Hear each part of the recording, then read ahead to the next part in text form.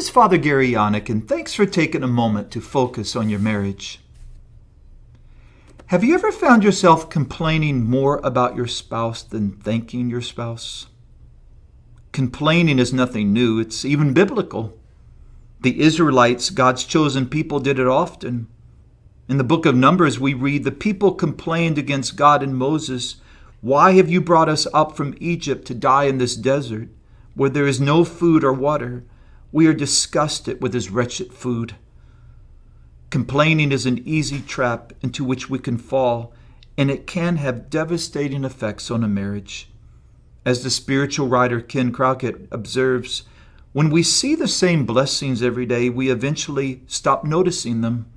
When we stop noticing, we quit appreciating. When we quit appreciating, we stop thanking. When we stop thanking, we start complaining. In my walk with married couples, I often recognize a familiar pattern. One or perhaps both spouses begin to spend more time complaining than thanking. It begins in a rather subtle fashion, and before one realizes what is happening, the blessing God places in their lives and the marriage go unnoticed. The focus becomes more on what is missing in the relationship than on what is present. Unsuspectingly, spouses stop noticing one another.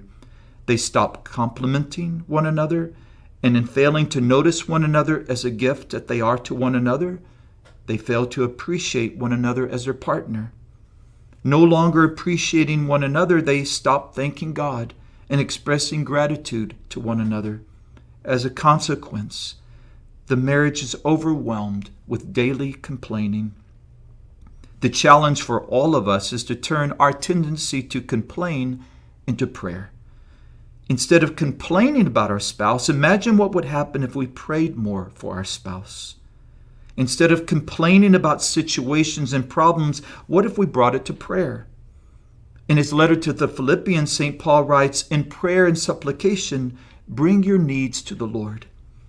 Granted, complaining is nothing new, but it doesn't have to infiltrate into our lives and certainly not into our relationship with our spouse. Therefore, take time to notice one another, to appreciate one another, and to thank one another. Thankfulness is pleasing to the Lord. Otherwise, when we stop thanking, we begin complaining. Let's celebrate the vows we made and choose to live them every day.